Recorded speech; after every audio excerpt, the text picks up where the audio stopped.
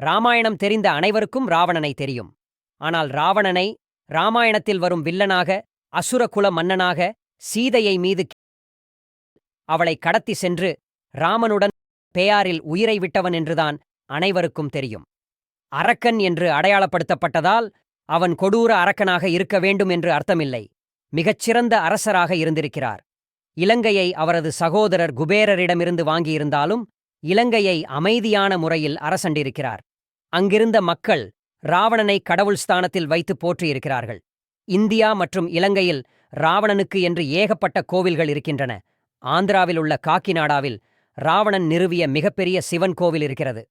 சிவனையும் ராவணனையும் மீனவ சமுதாயத்தைச் சேர்ந்த மக்கள் வணங்க ஆரம்பித்தார்கள்.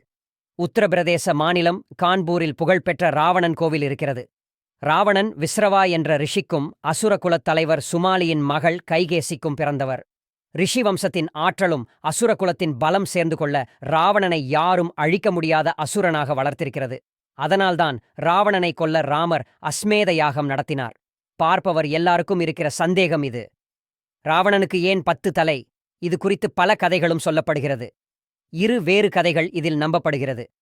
முதலாவதாக, ராவணனுக்கு ஒரேயொரு தலைதான் இருக்கிறது. அவரது தாயார் 9 முத்துக்கள் பதித்த மிகவும் உயர்தரமான நெக்கலஸை பரிசாக கொடுத்திருக்கிறார். அதை அணிந்தபோது ராவணனின் உருவத்தை 9 உருவங்களாக பிரதிபலித்திருக்கிறது.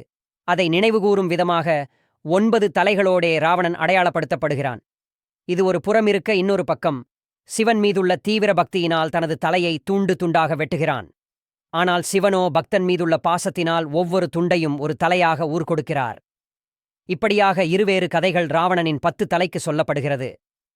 ராவணன் மிகப்பெரிய இசைக்கலைஞர். தனக்கென்றே ராவண வீணா என்ற இசைக்கருவியை உருவாக்கினார். அதில் சிவனை போற்றும் வகையில் சிவதாண்டவத்தின் சில பாடல்களை இசைத்திருக்கிறார். ராவணன் மிகுந்த மருத்துவத் திறமையும் கொண்டவர்.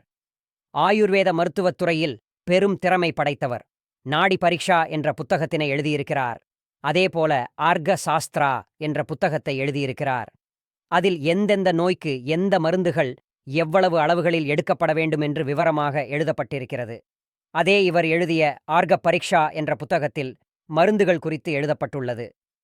குமார தந்திரேயா என்ற புத்தகத்தில் பெண்கள் குறித்த உடல் உபாதைகளும் அதனை தீர்க்கும் முறையும் சொல்லப்பட்டிருக்கிறது.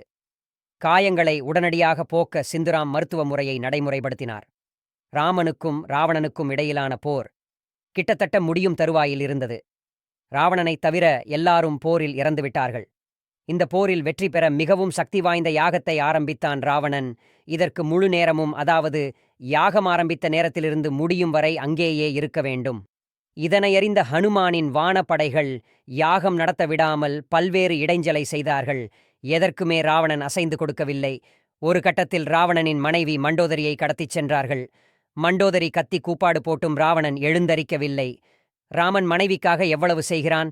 நீங்கள் இப்படி உட்கார்ந்திருக்கிறீர்களே என்று மண்டோதரி கேட்க வேறு வழியின்றி ராவணன் எழுந்து சென்று விட்டான். யாகம் பாதியிலேயே முடிந்தது. இதனால் போரில் ராவணன் தோல்வியுற்றான்.